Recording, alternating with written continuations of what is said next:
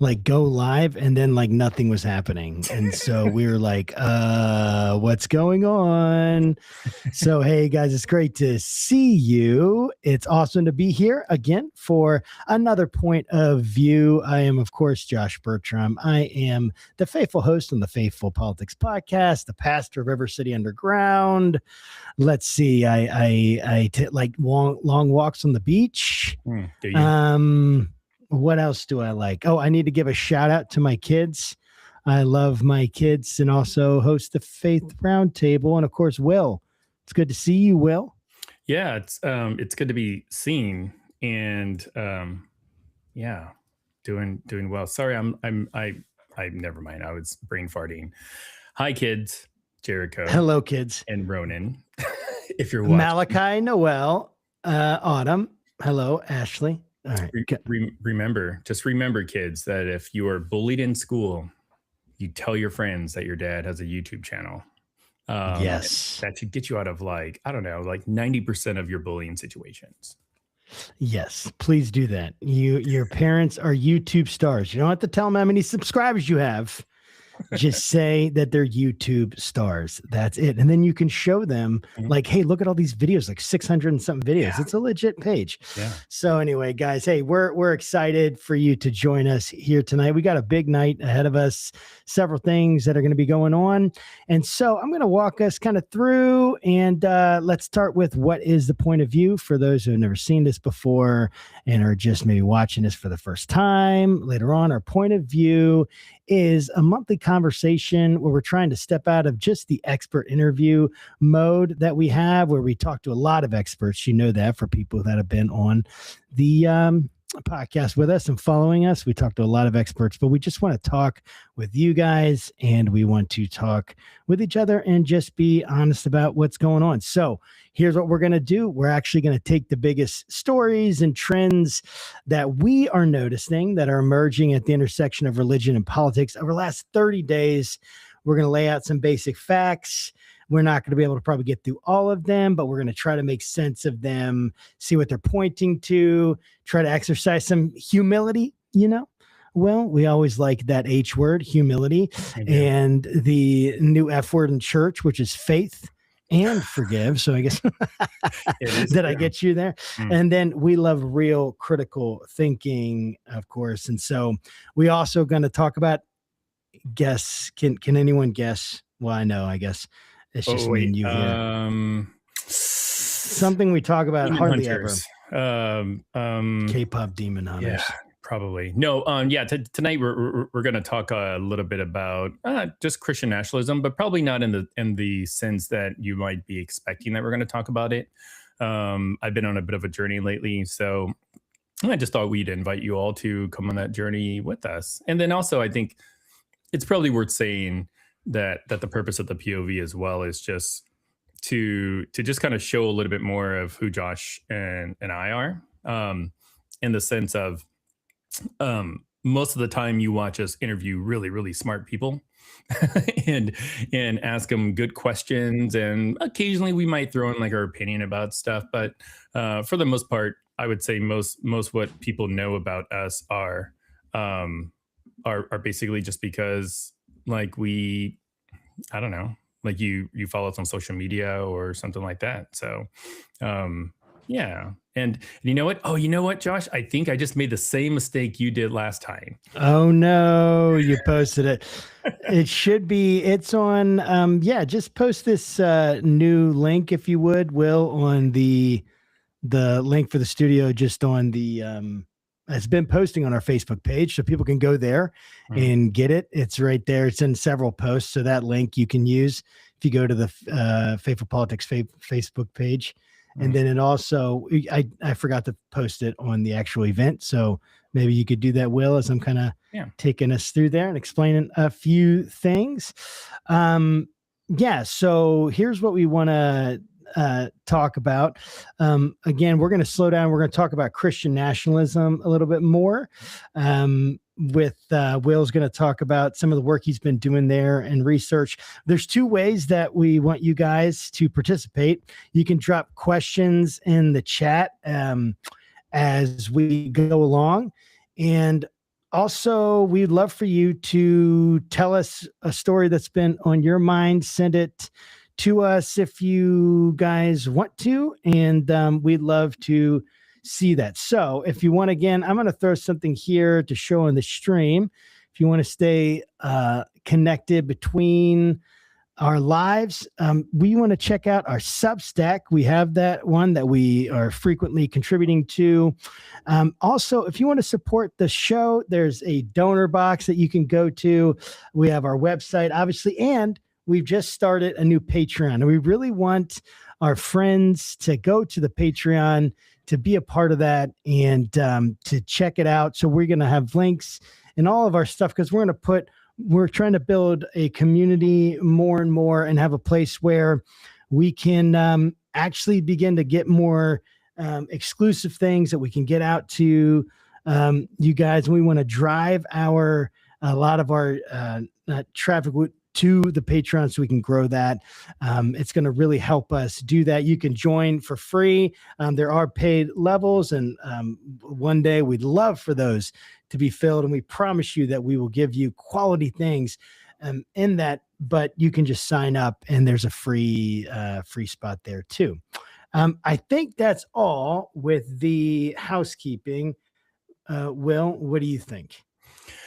Yeah, no, I think you covered it all well. I did put the new link in our Facebook page. It should just be on the main thread. So apologies. Let's post this on the event. Can we post it on the event? Because it looks like some people are looking for go live. Yeah. Ash is trying to get on for like 5 minutes, she said, which is a bummer. Yeah, which is kind of a bummer. Okay, so, I don't know if I can. Right. Can I do it?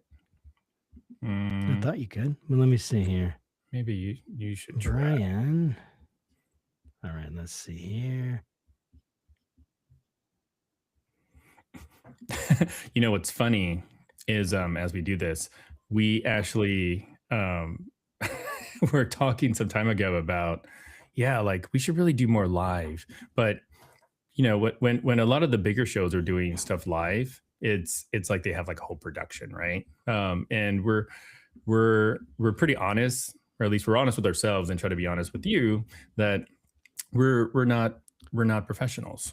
We taught ourselves really how to start a podcast and how to just kind of get into this business. And then, you know, it's not like they send you to school for live stuff, but so one of the reasons why we're trying to start the Patreon is just so that way, you know, we can kind of raise some funds.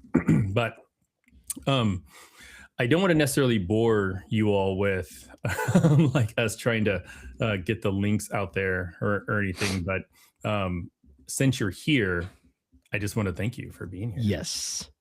So yes, thank you. Sorry, I just posted some stuff on the event. So if you're on the event, here's the link.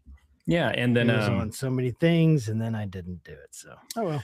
All right. Yeah, and then share it with you. Oh, is that the event though that's going to add everyone in here, dude? Is that the one that you posted in there?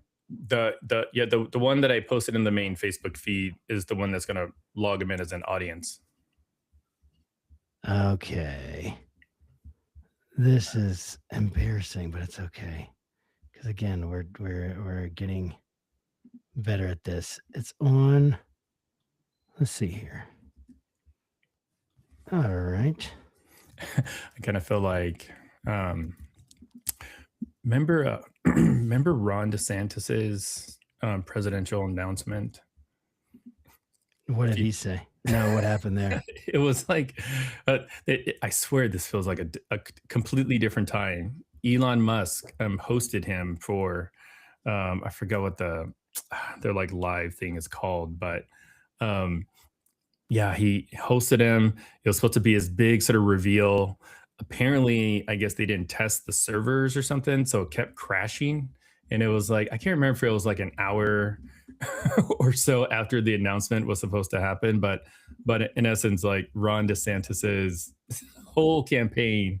I think what happened with this announcement was a little bit of a foreshadowing, probably. But yeah, it was it it seemed very reminiscent of that, but so Yes. Okay. I think I got it. I put the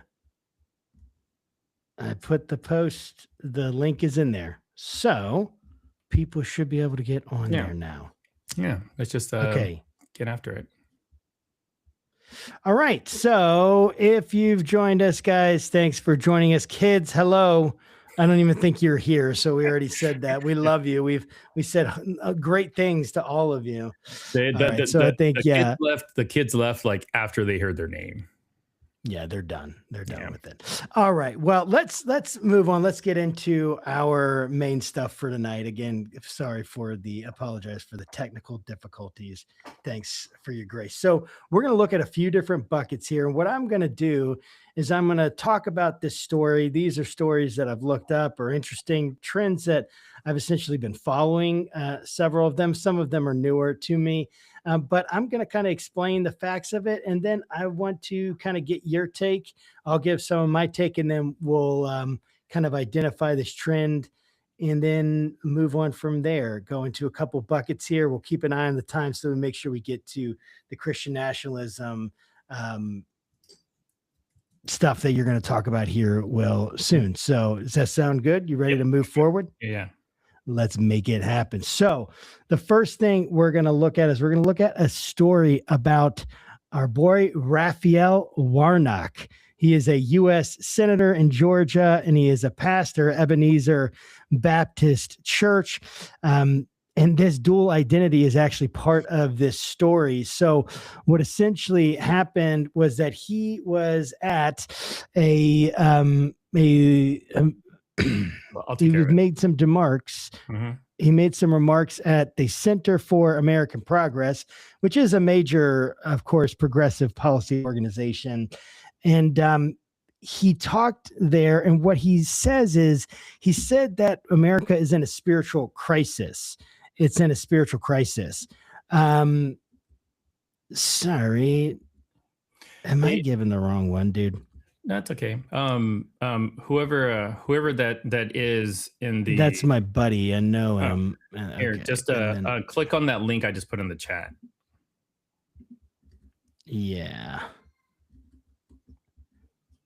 All right, cool. Thanks. All right, go ahead. All right. So, all right, cool. Raphael So, Warnock. anyway, yep, Raphael Warnock. And so essentially he's there and he's at this event, and he says that people essentially framing the crisis, not like, hey, people aren't religious enough, but rather that there's a social fracture right now. There's affordability stress, there's disconnection, there's loneliness, there's distrust of institutions, there's rising cynicism, and what he's saying is that Democrats often act like religious language is politically dangerous or quote unquote for the other side. And that retreat, essentially, in Warnock's words and in his view, lets Republicans and especially conservative Christian voices, as opposed to, I guess, progressive Christian voices, define what faith in public means. And he's actually trying to say, hey, we need to use not necessarily more generic God talk, but actually a moral vocabulary that borrows from the New Testament. Compassion, justice, responsibility for neighbors. He even talks about becoming a Matthew 25 Christian. This is in reference to Matthew 25, 31 through 46, where it talks about visiting the hungry, the stranger, the sick, the imprisoned. And he's really treating this like a public ethic, a call, like a spiritual call for Americans. And it's interesting because he's pushing back against this idea that religion and politics automatically belongs to the right. And of course, this is something that we've talked about a lot on our program. He's also signaling that moral language can be used to argue for policy outcomes, social support, economic dignity, rather than just culture war positions. And so what's the point? Why is this important? Well, number one, he's a senator. He is someone that's known in the Democratic Party, right? And there's actually connecting to other trends that are happening that we'll talk about later, like more and more pastors actually coming out to Democratic politicians, becoming Democrat politicians. And so we're actually not here claiming that, and I'm not claiming that Warnock. Hold on a second, Oh, Josh. go ahead. Hey, Monica, nice to meet you. Hey, click on the link in the chat. That is actually the audience one. We messed up. So like, but hey, it's good to meet you face to face though. Finally. Yes. Yes. Watching you guys a long time. Awesome. I know. We Thank love you. It's actually kind of fun that we get to see like fans popping on, like because of our mistake, and awesome people that have been helping and supporting. Yes, I just got home thanks. from work. So. Well, cool. We'll jump in and hang out. I need to delete the one I put on Facebook. Great. Yeah. Okay. Cool. Thanks. Nice to meet you, Monica. Yeah. How cool. Nice to meet you. Yes. All right. That is really neat. So in response to your discussion about Raphael Warnock, I mean, like I think personally, I don't think that just because the right has sort of taken a monopoly on like religiosity in the political sphere, I don't necessarily think that that is an excuse or something that we should like replicate, because I think you and I both have a lot to say about that particular topic. and it's like, I don't think the way that the Republicans use I don't think that the way that the Republicans use religion is necessarily helpful for Christians or even the country. I mean, like Archimedes, I think that's how you say it. He's quoted by saying, like, give me a lever long enough and a fulcrum in which to place it, and I can move the world, right? And I think that when we try to interject religion, or we try to interject Jesus into politics, like a Christian would make that lever Jesus, and the fulcrum would be politics. But I think when you involve like religion in the way that Warnock is implying, or like the religious writer using it, it's like the fulcrum is Jesus, and the lever is politics. so it's like we're trying to get the edge on the back of our faith, and I don't necessarily think that serves anybody really, really well, like both religion or politics. So that's kind of where I fall on that. Yeah, I definitely understand what you're saying there. I do kind of agree with Raphael Warnock, because it does seem like in some ways, and this isn't across the board, of course, with the Democratic Party, but it does seem like in some ways, essentially, it has almost like, even in our culture, it's like Christian means right, unless, maybe in an African American or Black church, which traditionally votes Democrat. And so it's like, I definitely can see how I definitely can understand what Warnock is saying. And hey, Monica, by the way, I sent you the link in your messenger, so you could probably just hit on that, and that should get you there. Yeah, I'm sorry. So can I remove you from this, and then you hit the link there? Awesome. I appreciate it. Thank you again so much. So yeah, I agree. I agree with Raphael. I think that I don't know, man. It does kind of seem like the Democratic Party kind of chose a certain direction where it's kind of like it is religion adjacent, but like obviously has a very wide and broad tint.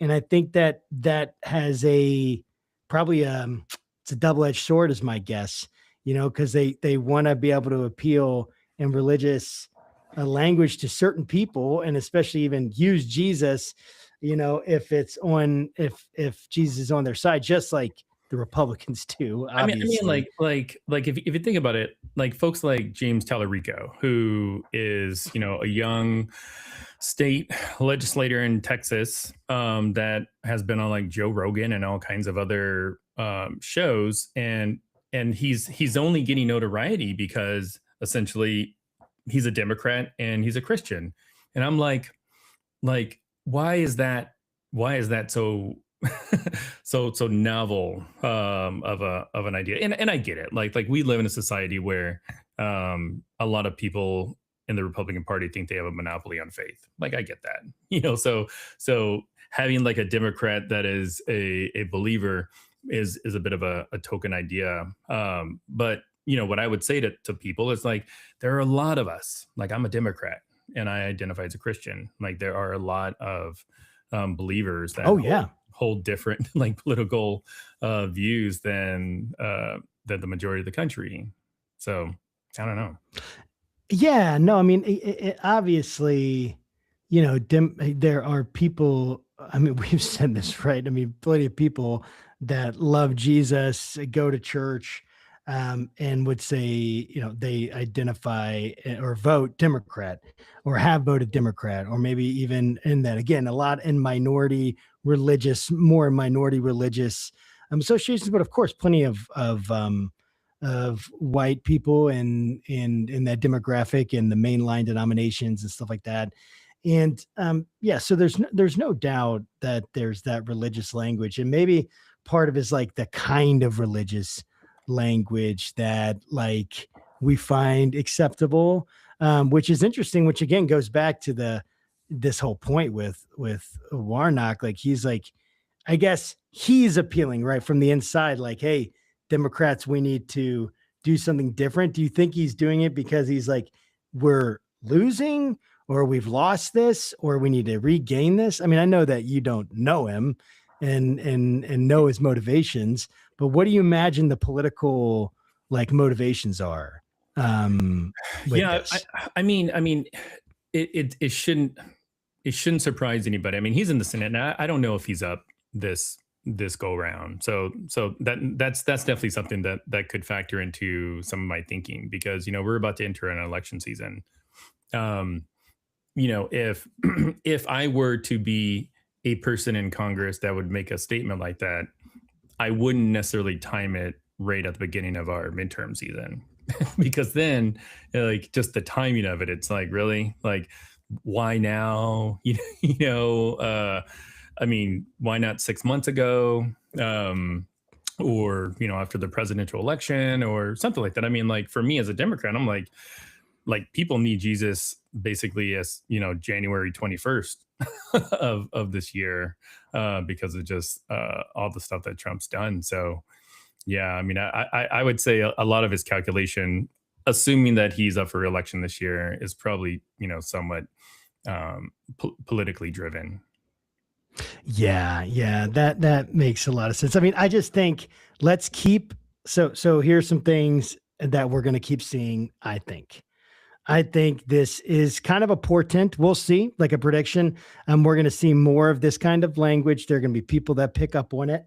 Again, we already are seeing like in some reports saying like a shocking amount, whatever that is, right? We could get into the details. I don't know the exact amount, but of pastors running as Democrats, which is interesting because that's been happening for Republicans a lot, but it's not just like, but it's like white pastors. Like, and that's the thing, for whatever reason, that race has a big deal with, has a lot to do with this, even in religion, along religious categories, causation, correlation. I don't know if I'm smart enough to say that, but I know that it's there a lot. So we should be watching for this stuff, and watch whether party messaging shifts from religion as private to religion as public moral vocabulary again, especially when we're talking about poverty, immigration, and healthcare. I bet you're going to see a lot more of that on the Democrat side. Mm-hmm. That's just my prediction. We'll see. I guess in the next, 6 POVs from now, I'll either be right or wrong. So, yeah. And by 6 or 7 POVs later, maybe we can actually like go from start to finish without any technical problems. Oh, dude, we are going to do that on the third one. I promise you, we're going to make it happen, dude. Definitely. Anyway, so let's move on to the next one. Okay, so courts, and think about this as a bucket about courts and religious liberty. And so we're going to take just a couple minutes to look at this idea of like, what's the connection between the remedies that are given legally, for instance, a fine, something like that, and religious freedom. And there's a specific case that I'll explain here in a moment. So this is kind of tracking how debates about religious freedom, they're increasingly being settled in courts, and they're not really being settled in culture, which I'm not sure, maybe we'll wax eloquent on that in a minute after I give the facts. I don't know what I think about it, to be honest with you. So as religious liberty moves into law and enforcement, questions about accountability and consequences become central. So what am I talking about here? So there is the Supreme Court has heard a case from a man named Damon Lander, who is an incarcerated Rastafarian man in Louisiana. He had his dreadlocks forcibly removed in a Louisiana prison. He had been given essentially, like a court had said that he could keep them because of his essentially religious vow. And I think he had been growing them for at least a decade, if not maybe like 15 years or long. It was a long time. And they cut his hair off. And of course, in the Rastafari, this is a sign of devotion and identity.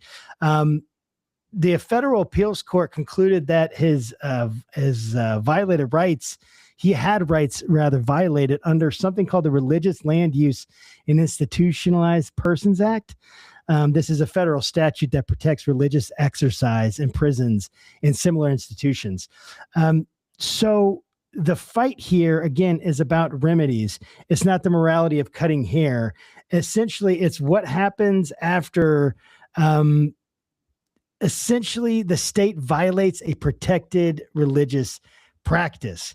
Can someone in a man like Landor's position obtain money damages, accountability, or is the remedy only going to be like, hey, stop doing that to the prisons, which may not have quite the same, teeth in it. And so the concern here, it's not a Christian case, right? But it's a religious case. And it's going to remind us, right? Religious liberty in America is not just for Christians. Now, I don't know how that sounds to people, but that's definitely my conviction. I think that's the conviction that we can make a case for that from even in the original Constitution moving to today. I know it's a little more complicated than that, and I'm certainly not an expert. But when we're thinking about religious liberty, we're thinking about, religious liberty for all. Here's what we're kind of like, here's why I'm following this. I'm not a lawyer and I'm not trying to make a bunch of predictions. But this is kind of more about like, hey, what is actually happening in this religious freedom in this area? And I think it's super important to think about something like this, because again, we can get really up in arms. And I've seen a lot of Christians very up in arms about violations to someone's religious rights, and understandably saying something like, a baker being forced to bake a cake or being sued because they won't bake a cake, or the one of 303 Creative, I think, the website about same-sex marriages. And a lot of conservative Christians got very much like, hey, their religious rights are being violated. And I think right now we have a case of someone who had a very legitimate religious, vow that they had made, something very important to them, and that was violated. And I haven't seen much of any talk about this from very many Christians in any corners. And that's not a judgment. It's just interesting to me that, put a Christian in there, put someone being like not allowed to pray or being forced to eat, or I don't know, something like during a fast or during Lent or, whatever it is. I think you'd have a lot more outrage. And I guess what do you think, Will, about this case, and even about the idea like how much should the government be forced to, be open to suits and paying fines for these kinds of cases? Yeah, what's funny is I didn't know you were gonna talk about that one. I think you sent me some notes probably, and that was probably in them. And like if Yes. I read the It's notes, whatever. I'm a procrastinator. I sent them too late. You know that. yeah. So this is a weird case because what you didn't mention was the this individual also brought with him a copy of Our Lupa, which is the statute that you read, in addition Huh. to the Religious Freedom Restoration Act. He had brought physical copies with him because apparently this must be a thing that happens to him. So when he went to Yes. college, everyone went to college. When he went to prison, they knew that. Like they had those documents that they pulled. And I'm sure that when he left prison, it's like they handed them back. So like in my opinion, I think this should be a slam dunk case for the Supreme Court, especially Neil Gorsuch. So Neil Gorsuch, was the first justice that was appointed in Trump's first term. When he was being nominated, I did a little bit of research just kind of on his background, his jurisprudence, what have you. There's one case in particular that stood out to me where he was a judge, I forgot where, but there was a case dealing with a prisoner who had like a special religious dietary sort of need. So the prisoner sued the prison, and Gorsuch was on that case and ruled in favor of this prisoner. The prisoner may have been like Muslim or something like that, but so I thought that was really, really interesting because kind of the way at least he was being painted in the news, he was kind of being painted somewhat as like a Christian nationalist, which we'll get to in a minute. But so I just wanted to kind of see, like, I just want to read some of his cases and just kind of get a better feel for who he is. I mean, I still think that that he's still partisan. So like, but we're not here to talk about Neil Gorsuch. So like, do I think that there should be some sort of like restitution for this prisoner? Yeah, absolutely. Yes. But do I also think that Christians that decry religious liberty really mean that kind of in a one-way sense? Yeah, absolutely. Like, which is weird because when you hear folks kind of on my side of the camp talk about religious liberty, I think that you tend to get more of a pluralistic sense. When you hear like conservatives talk about religious liberty, they're only talking about Christianity. I mean, like case in point, like there is a Religious Liberty Commission and an anti-Christian task force that has meetings inside the Bible Museum in DC. So like, and I think I watched the first two religious liberty meetings they had. It was in the Bible Museum, and it was like on the stage was like pastor, bishop, whatever. I mean, it was very one-sided, like as far as religion's concerned. So I think that what you see here is a classic case of somebody's who religious liberties were violated, and yeah, there should be penalties, or he should be compensated for it. Interesting. Well, I mean, so I think what we can watch, obviously, keep a look at this, go to Gemini, ask it to update you, or ChatGPT, you can probably get it just depending on what you have. Like these things will update you, let you know, hey, here's the next ruling, or, there you can find ways to keep up with this stuff. And I am keeping up with this because I'm super interested just in all these kind of cases in the Supreme Court. But I think we should definitely watch to see, like, if it gets this way, then we are going to see a real shift towards like more compensation for these kind of religious liberty, violations, which is going to be interesting. And we're going to see if like these kind of minority faith meaning a minority religion within United States, which is basically all of them but Christianity, I'm pretty sure, because Christianity is still like 2/3 of the United States. And so essentially in minority religious, are they going to get the same treatment? And I think we should look out for that. Any conscientious Christian should want religious liberty. And again, the reason we want it for all is because even when it comes to just Christianity, just imagine, oh, it's religious liberty for Christians. Inevitably, that's going to be a particular interpretation of Christianity. Is that Catholic?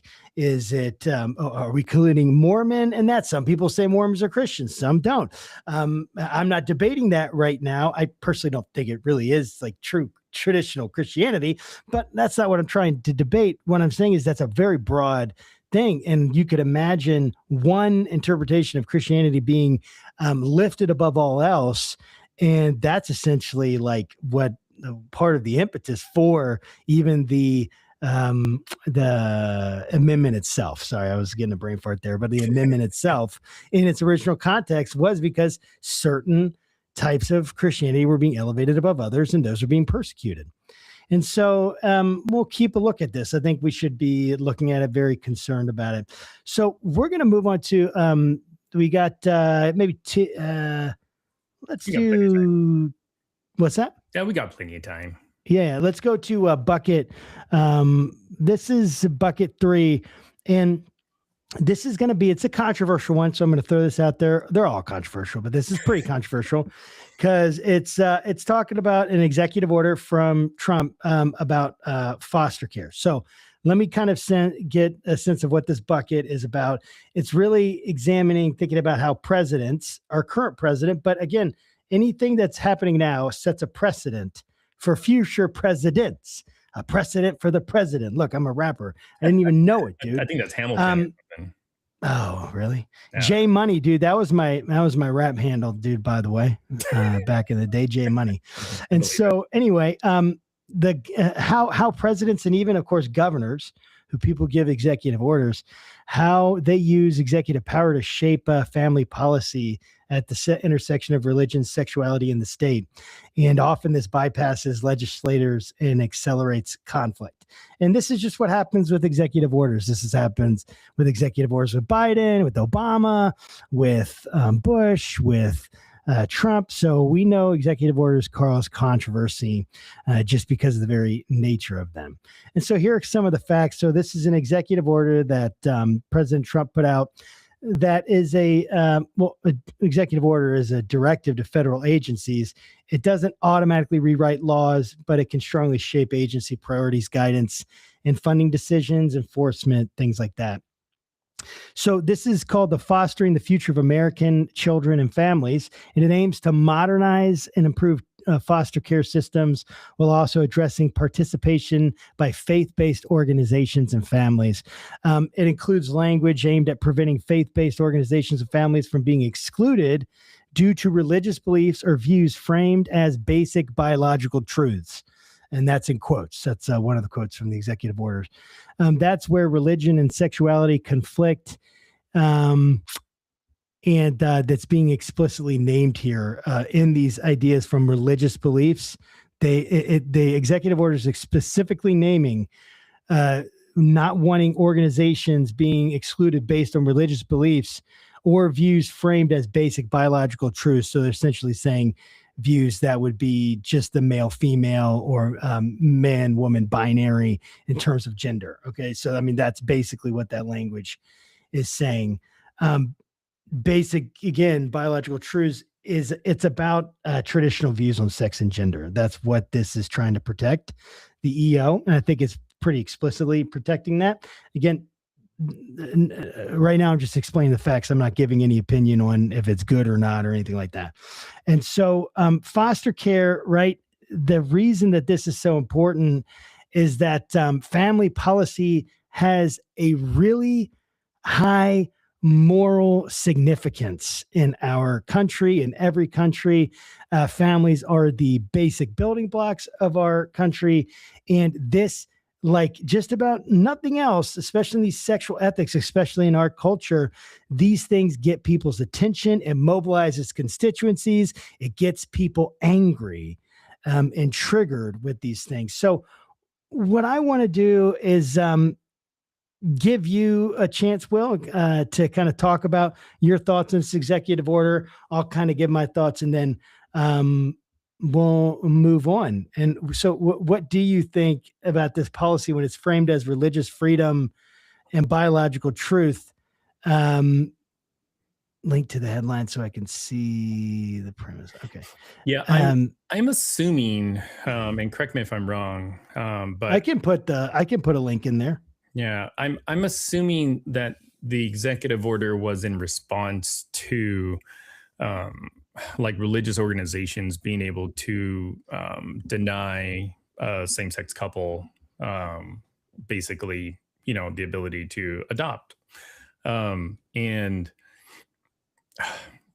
I mean, it's one of those things where if I'm going to, just like I did with the Warnock thing, like religious liberty for all means religious liberty for everybody. Like if you don't have religious liberty for all, you have religious liberty for nobody, which I think is what Rachel Lazar says normally. But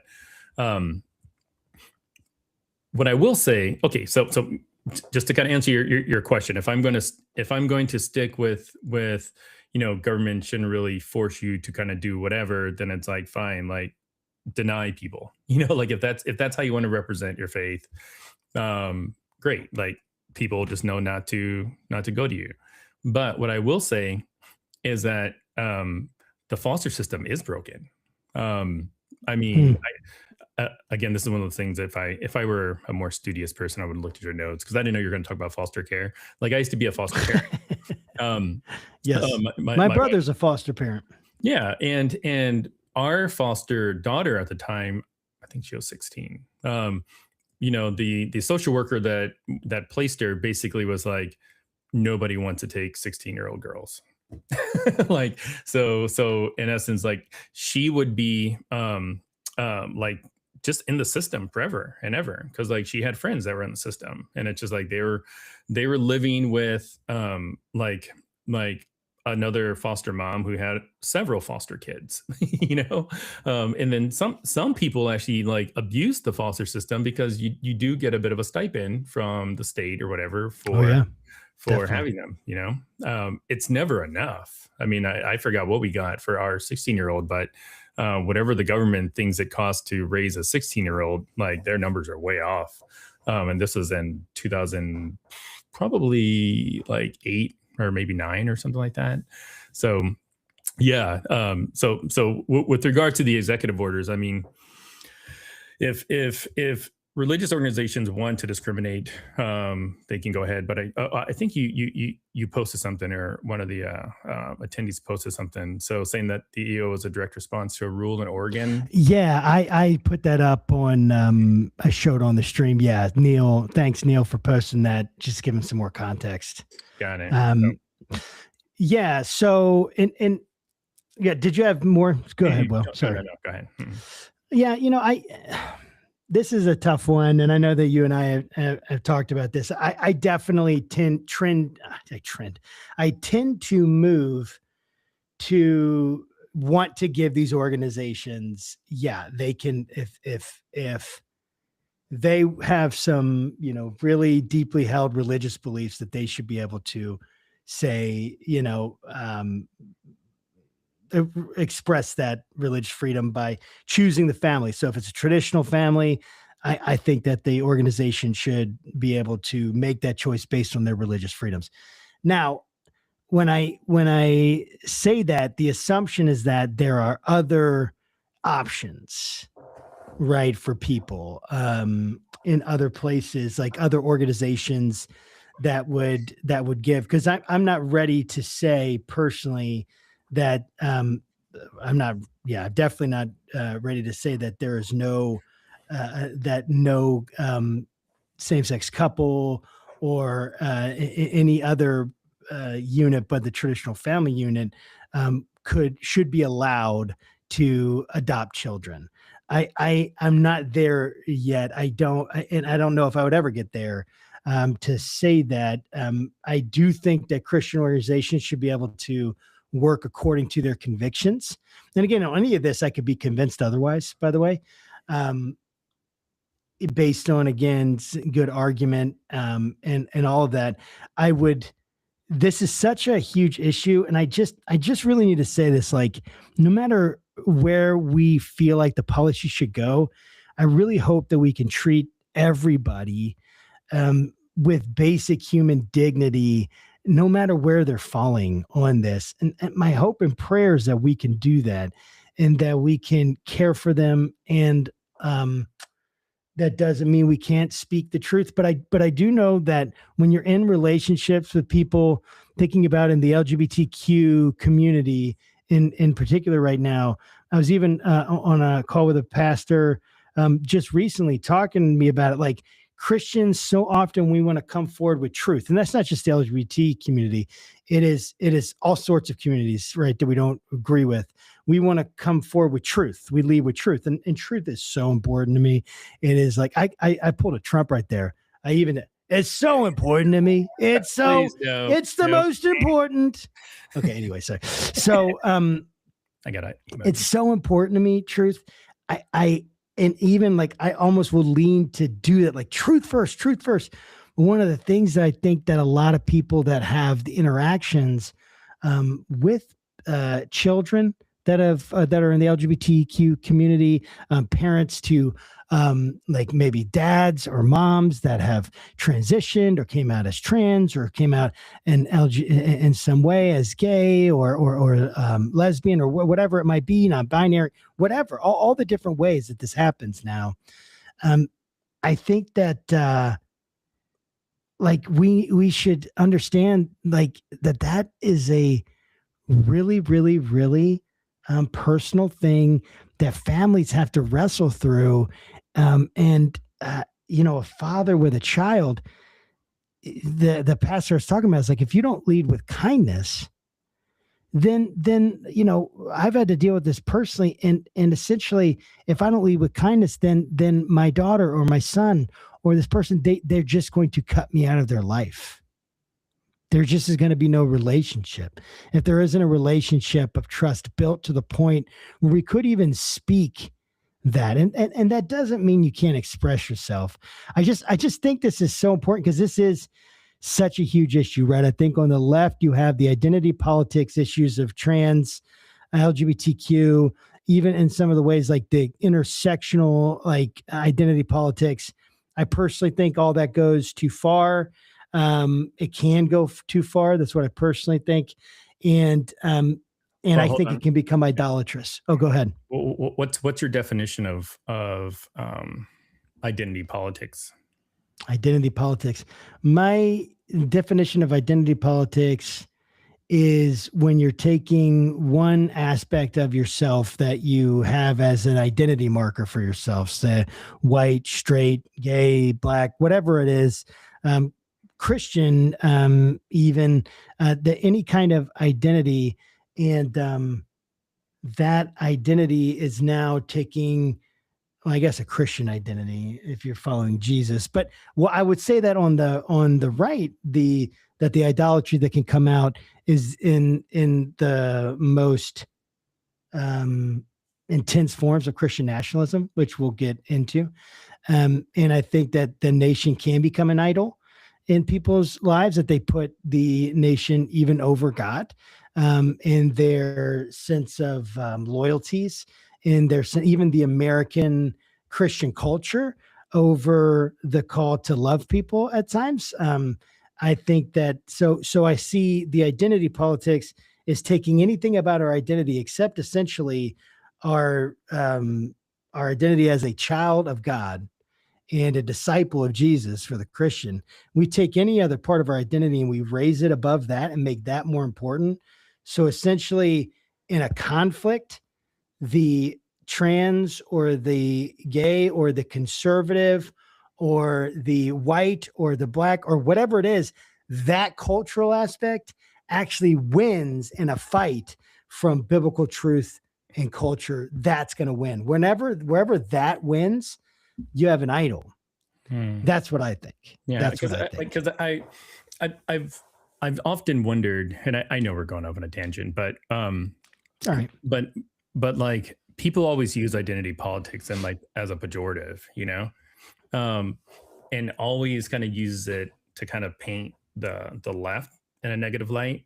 I think it's on both sides personally. Sure, Very sure. much. But you initially just said left, so I'm just pointing out That makes sense. Yeah. like on the left, and I get why people think that, why that's just sort of like why your elephant runs there, because like if you were to define the types of Democrats, like you would say, oh yeah, there's like, the gun lovers, you got the hippies, you got the really granola people, in Oregon.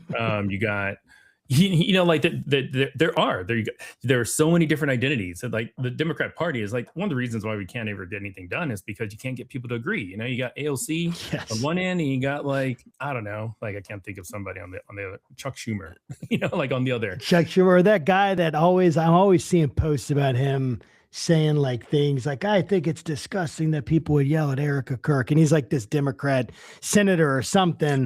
I'm trying Fetterman, Fetterman. Yes, that's him. Yeah. Anyways, I didn't mean to get you off track. So go ahead. You were saying. Oh, no. I appreciate you interrupting and giving the question, man. I think it's important. And I don't think identity politics is only on the left. I think it had a particular expression on the left that really, and I think that word was used more on the left in my experience. But I see it as a part personally as an issue on both sides.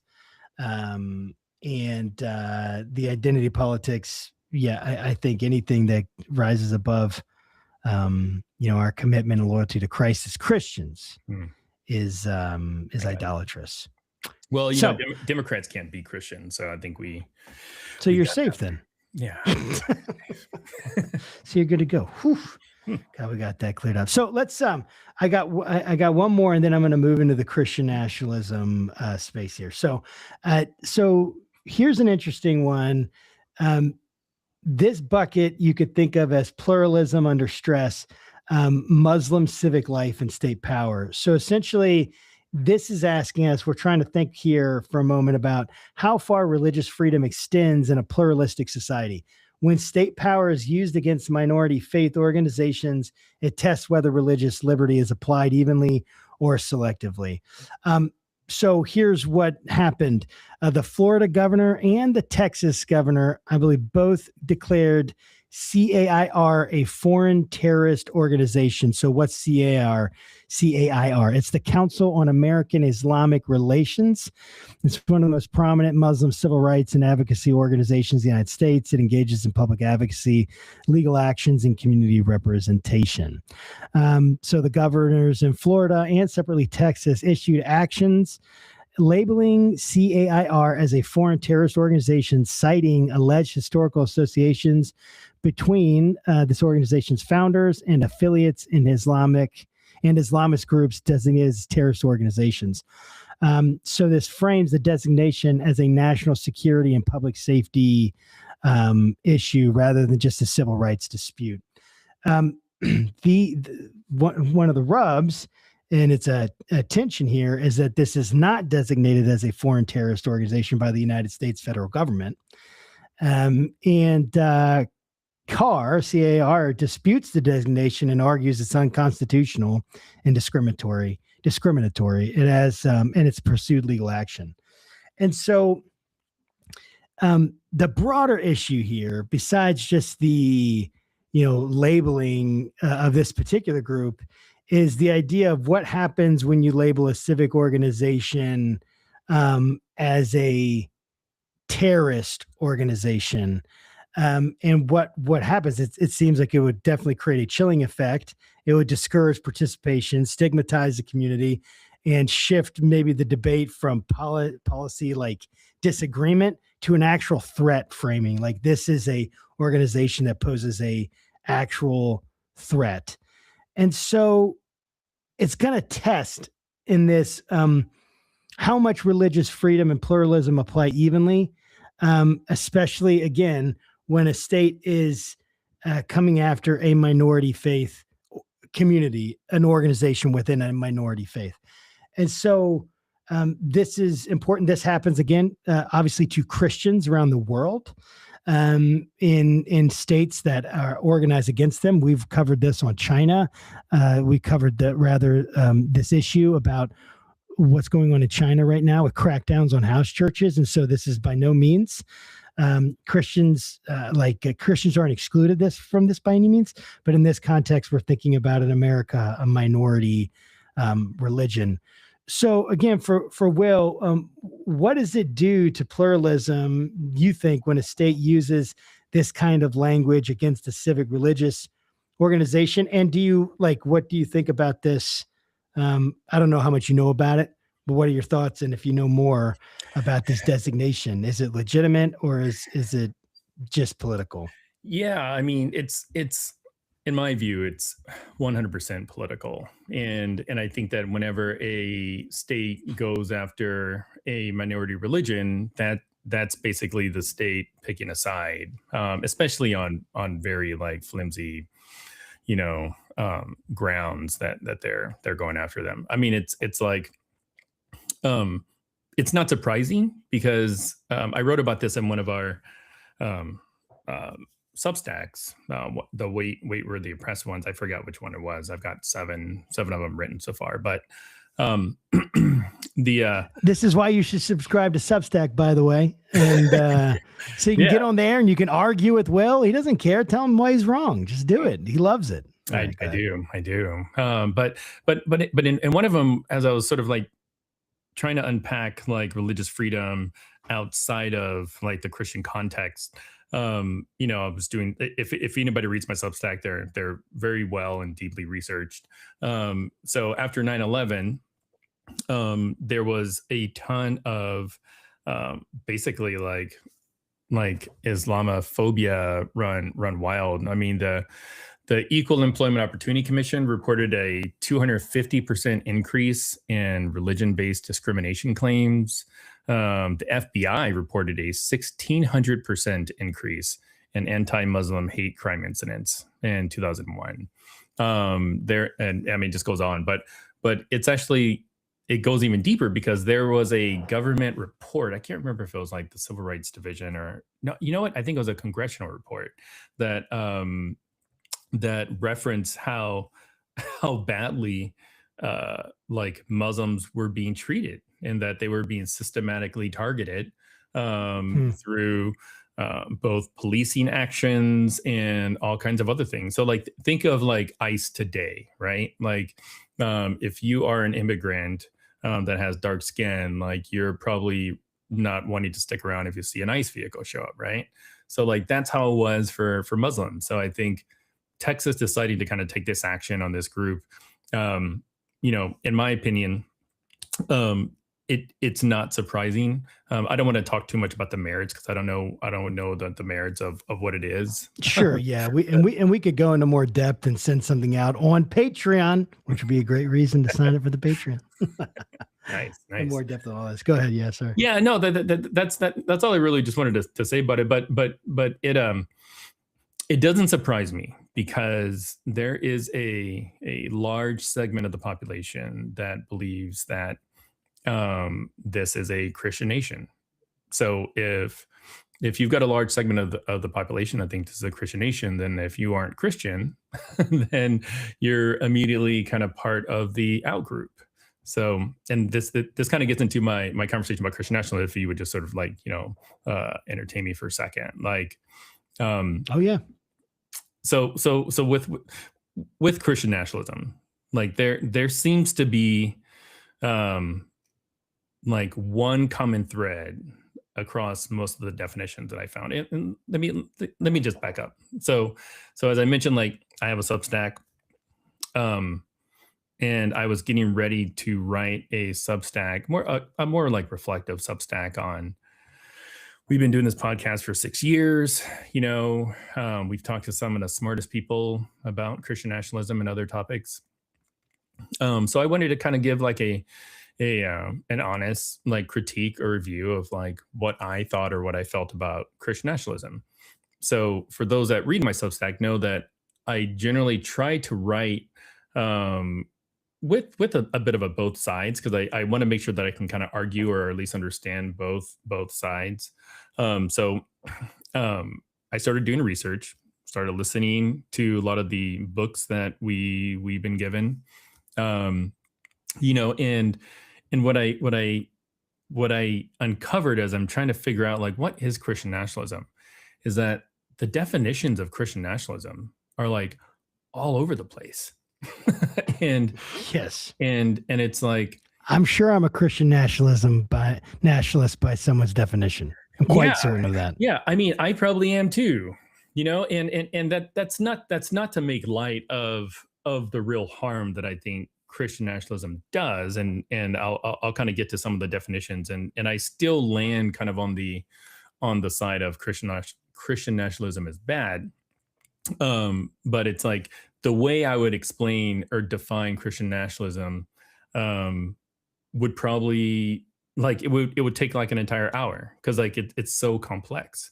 So it's like when you're thinking about Christian nationalism, you're trying to define it.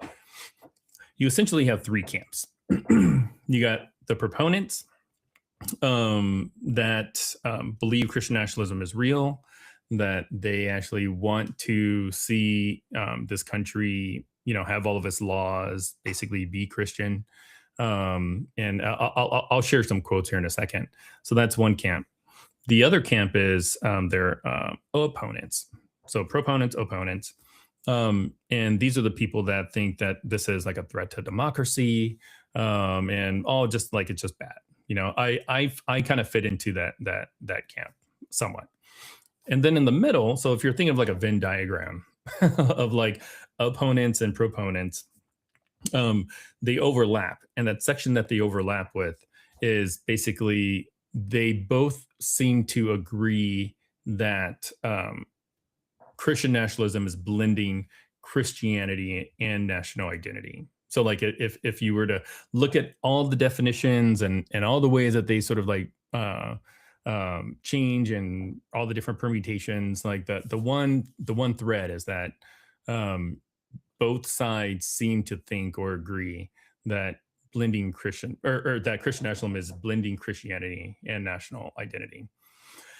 So some of these definitions. All right, I'm gonna go in the vault here and dig up some of these definitions and then show you. So we'll get so like the some of the biggest voices on Christian nationalism, especially on the opponent side, it'll be folks like Amanda Tyler, in the BJC specifically.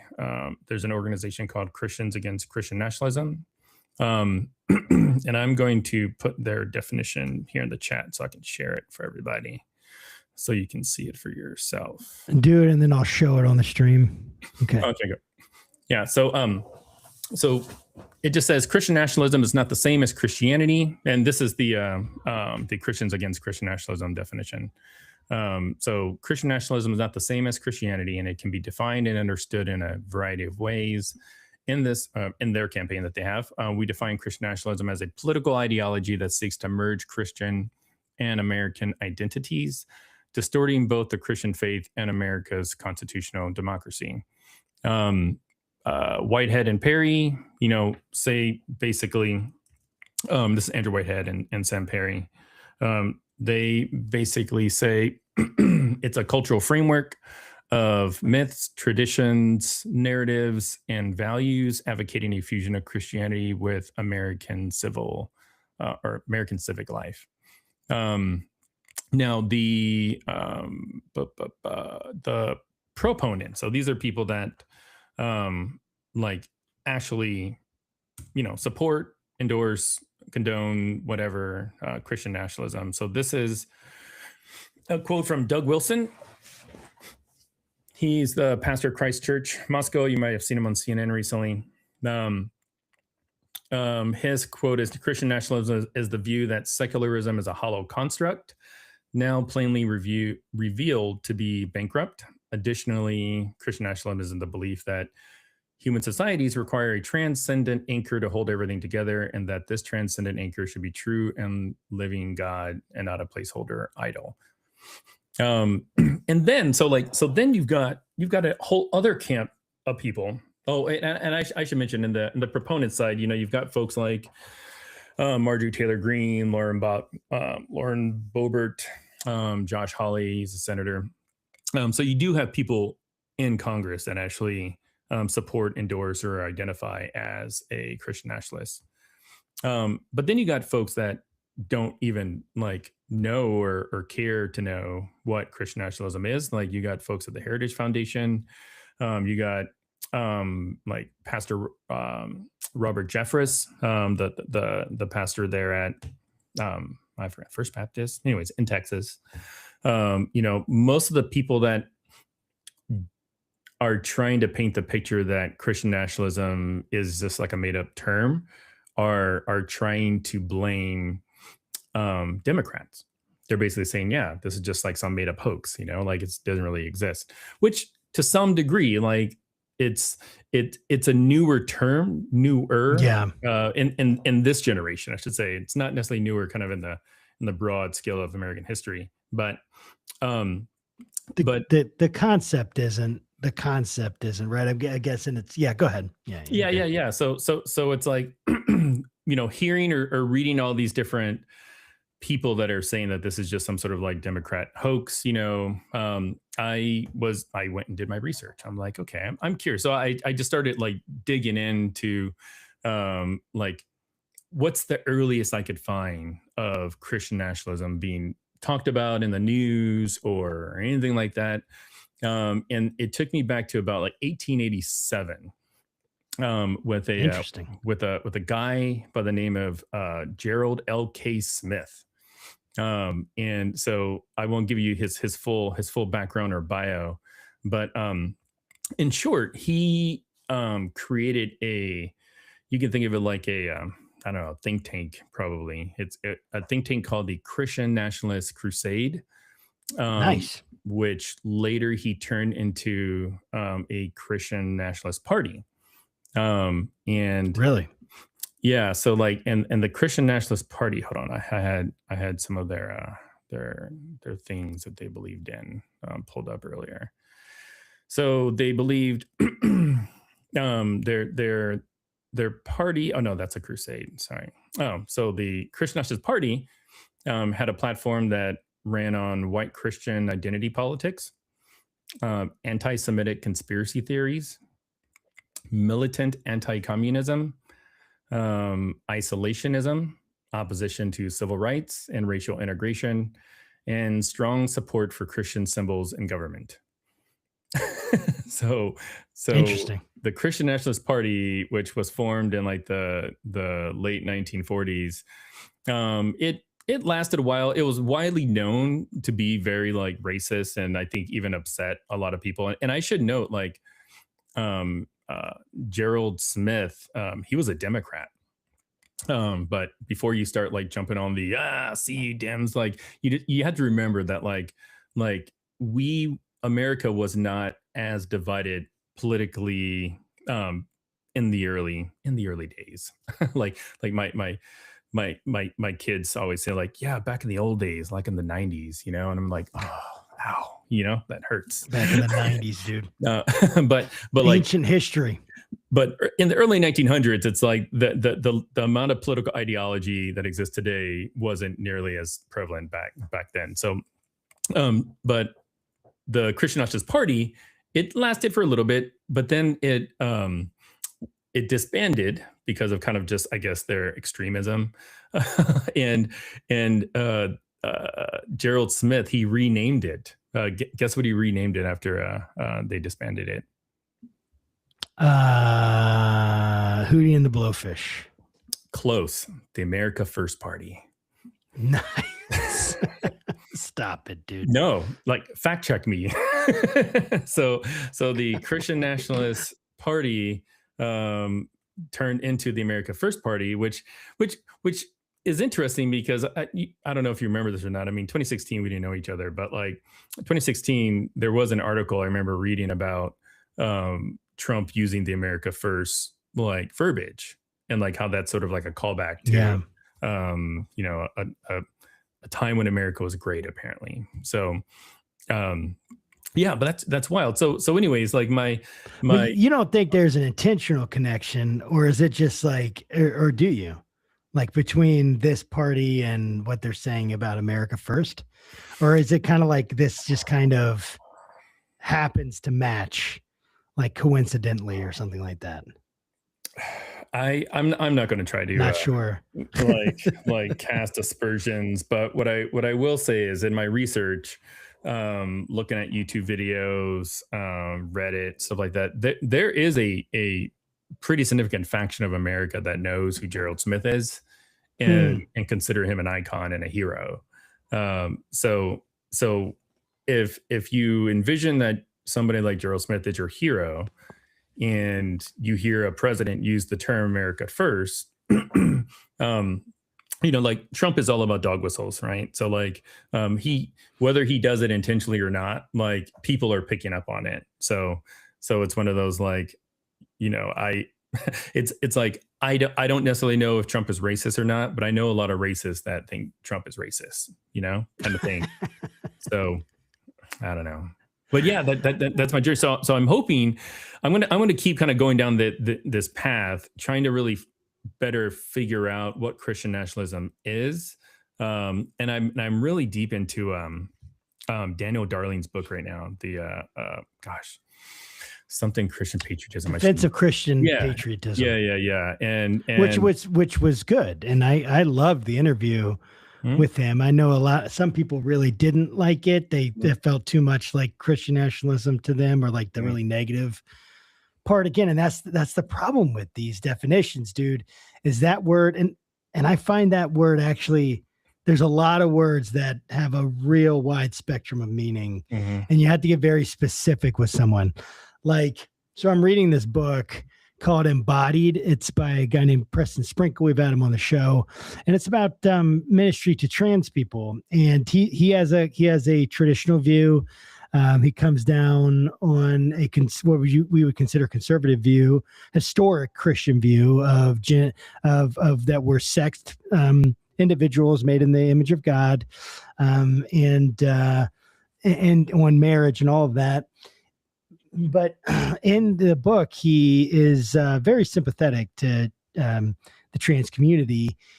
But one of the points he makes is that even that word trans, like it's such a wide spectrum that really, when you say something, like when someone says they're trans, you really don't know what that means.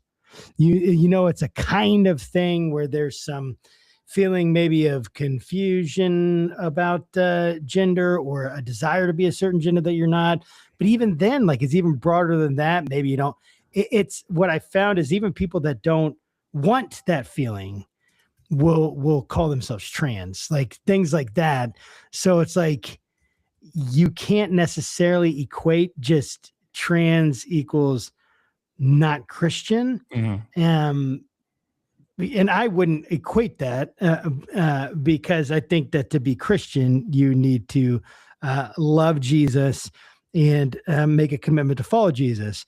Now, there might be implications, and I understand that people even listening would think, yeah, there's implications that you're too you shouldn't follow this trans ideology at all as a Christian, or shouldn't maybe even see. It's so hard to even talk about, because even saying trans ideology, that's not really what I mean, because I'm not even, that kind of goes into some of the identity politics personally that I was talking about. But someone being trans. So again, what am I saying? There are, even on both these sides, the definitions are really important, because someone might say, oh, I'm not a Christian nationalist, and maybe they might fit the definition of any of these sociological studies that have been done. Then someone might have said, the Sprinkle books are embodied, and the Darling book is the case. No, in defense of Christian patriotism. So basically, the language matters, and so it really is important in any conversation to define terms.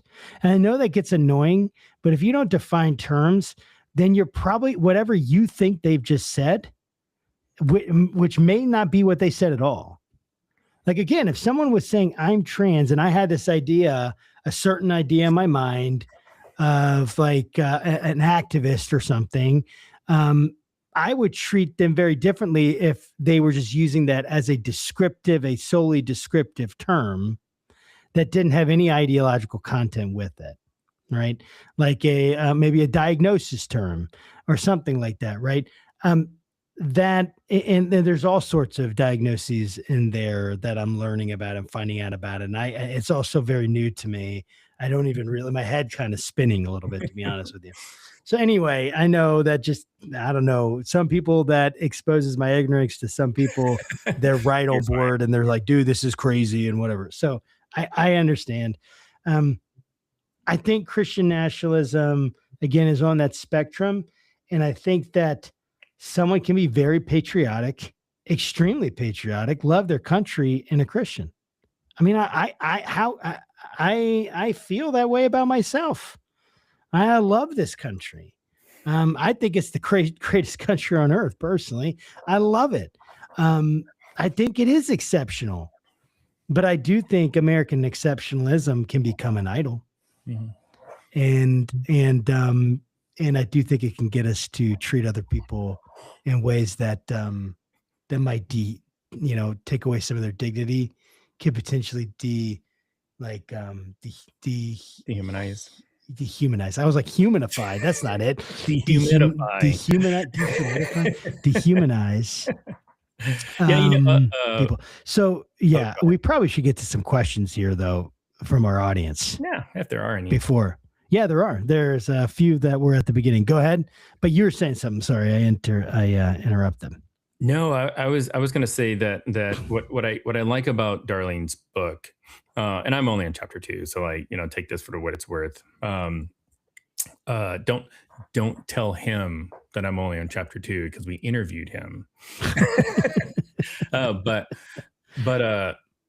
his book really, I think, addresses the nuance, because I think the term Christian patriotism is nuance. But it also, like, I think in order to understand Christian patriotism, you have to understand Christian nationalism. So because if you don't, you're gonna think that Christian patriotism is Christian nationalism, and you're gonna be like, yeah, he's right.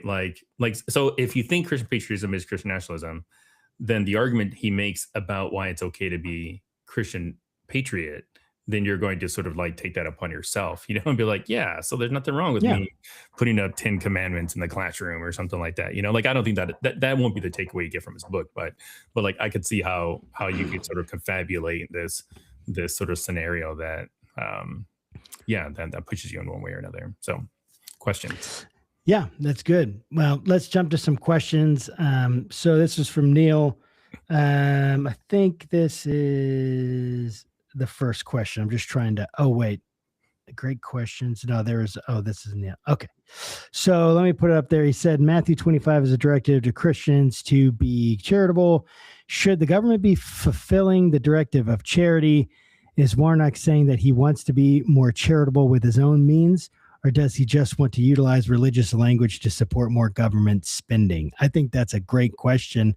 I don't know, without being able to look into all of the details and knowing that you're speaking off the cuff right now, it's okay. You don't have to get it all right. What do you think about that? Even maybe should the government be fulfilling the directive of charity? Which is kind of like so I mean, whether or not the government should take the role of charity or not. I mean, I do to some degree, because I think that as long as we live in the world we live in, there will always be the hungry, the poor, the needy, and I think that if left to our own vices, we probably wouldn't necessarily go out of our way to take care of an entire city population of homeless people, and it's I think in that regards, it's the government kind of has a duty or responsibility. If there are people dying in your streets or overdosing or whatever, we want to take care of them, but we also want to take care of the problem that actually got them to that point. Right. If you are a person with disabilities and you can't find work and you find yourself homeless, the government should step in to help. Now, again, like I'm a Democrat, so like I just want to spend money and help everybody, but I also believe in the fact that like we can handle, like if we did a root cause analysis on why homelessness happens for veterans, like there is a corrective action we can come to that will fix that. I think that the government is very uniquely positioned, especially if somebody's lot in life is the result of a government action. I mean, shoot, like Trump just gave $12 billion to the farmers. Good for them. Like we all like to eat. We don't probably eat a lot of soybean, but like good for them. Soy's and everything, isn't it? Yeah, I mean, we have soy milk in our fridge right now, but but it's like we're helping them. Why wouldn't we want to help other people, in the same situation? So yeah. I think it's interesting because I think for someone who might be even in that Christian nationalist camp, then they probably would want to say that the government, if they're going to be biblical, especially guys who emphasize the Old Testament, that the government should provide for the welfare. Essentially, that was part of the law in the Israelite law that probably gave probably upwards of 25% of their income between the temple and caring for the poor. Those were all put into regulations and laws within the Old Testament. And so we do see a kind of welfare system, an ancient welfare system of sorts in the Old Testament. It's not the same as the one today. I do think that the government has an obligation to care for the general welfare of its citizens.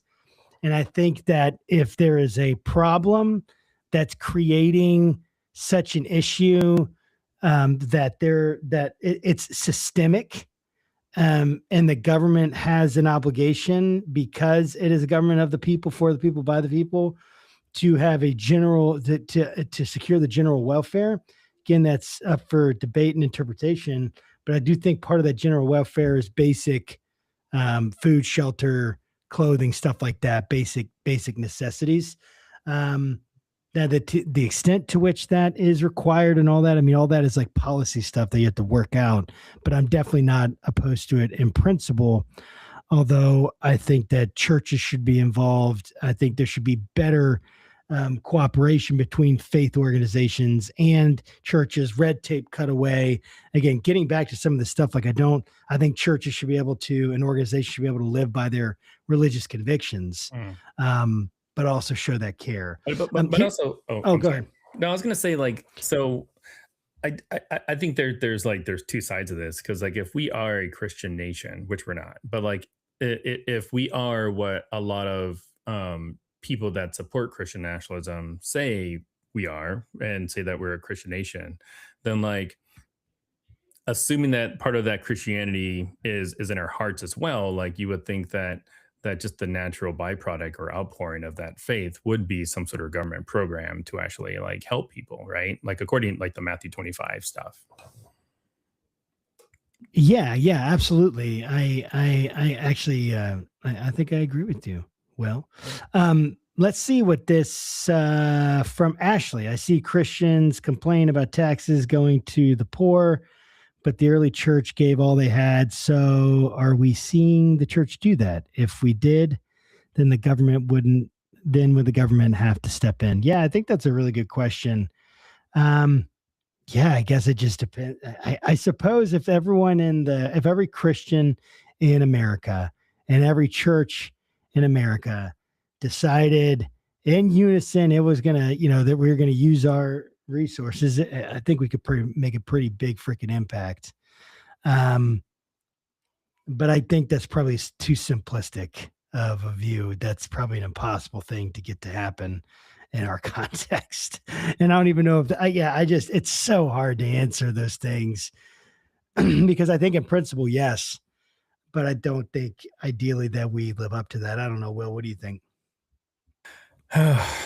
Yeah, no, I think the church has a ways to go to sort of redeem their image. I mean, like we started talking, or we talked to Ryan Burge recently, and he was just talking about how folks are just leaving the church. Like, and I don't think I asked him this, but I wanted to, of like, are you saying this is a bad time to plant a church?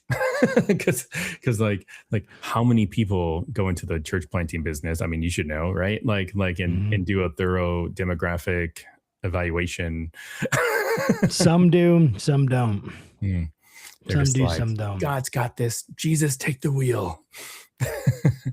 Yeah, Ryan Burge, we recommend actually I have it here, The Vanishing Church. We just talked to him. He was awesome. He has so many great great statistics. He's a statistician, right? I mean, he's a sociologist that kind of in training. And so he's really good at that stuff and really is tracking what's happening in America. It's pretty good. Here's the last kind of question here. I think we might have time for. Oh, were you going to say something, Will? No, I was saying it's getting close to a bedtime for the kids. So, yep, just about that time. We're going to wrap it up. So here's the last one. So this was about going back to Landor. Was the hair issue a safety concern? I agree that we should be paying attention to this. Also, he was in jail, so we know that we give up many of our freedoms when we're in jail. But of course, our human dignity should be honored. So kind of the idea here when it comes to Landor, and this is from Ashley. Hi, Ash. Love you. You're so pretty. That's my wife. Anyway, here's what she was asking. Is it a safety concern? Wait. Quick question. If there are two people named Ashley logged in, how will you know? Oh, dang. That's a good question. I know. I don't know if I would. But so what do you think? I mean, a safety concern. I don't know. Have you ever had dreads, dude? Could you hide? Or you had a hair that you could hide something in? I mean, I used to have a huge afro before age got me. Apparently I'm not drinking enough adrenochrome or something like that. Did you hide things in it? I don't talk about stuff like that. My boss. Does that make me racist? Probably. But I do understand that though, right? Because you could hide something. So was it a safety concern? I don't know. I need to look into that. I don't know what their justification would be. And so I guess that larger question is if it's a safety concern, does that then relinquish their religious rights? And a lot of times people do think it does. Well, like you don't have a right to hurt somebody or do something dangerous, right? In terms of like a religious freedom. I've got like a or do you? I got a Sean Fute album to sell you if you believe that. Because during excuse me it's during COVID, you guys remember COVID? Yes. The debacle with all the churches. I do. And he was doing war like K-pop demon hunters. Right. It's pretty amazing. Mm-hmm. So that was the last question. Guys, thanks for jumping on with us tonight, man. We're going to get better at doing this. I promise. We're going to try to make it more engaging. Let us know what you guys think. Send us, messages, whatever. Let us know how you felt about it. And what you liked. And I think the last, go ahead. Oh, I was also just going to say, like, we really, really appreciate just the engagement. Again, like Josh and I are pretty humble people. We don't try to pretend we're experts. And anything that we say, you should always fact check. Yes, no doubt. We could be wrong, but this is a bit of a passion project. We don't make any money off this. So we just do it because we just not yet, Will. Yeah, not yet.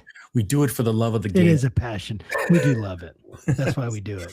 Yeah. So I mean, like for those that are willing to kind of come on this journey with us, we really, really appreciate you. And for those that have been listening since the beginning, just thank you. So you guys are awesome. And Merry Christmas. Yeah, it's the holidays. Merry Christmas. Happy holidays. Get on Substack. Get on Patreon again. Join with the free one. We'll give you stuff, and we love you guys, and we appreciate you. And let's sign off, guys. Oh, next time, the next one. Let me just say second Thursday. We're going to be doing this on the second Thursday of every month, and so that next one is going to be on January 8th, we are going to see you guys in 2026. If you can believe it, that's the next time we'll have a POV. Yeah. And so, guys, Merry Christmas, Happy New Year, Happy Holidays, whatever holiday you celebrate. And God bless, guys. And of course, keep your conversations not right or left, but up. And we'll see you next time.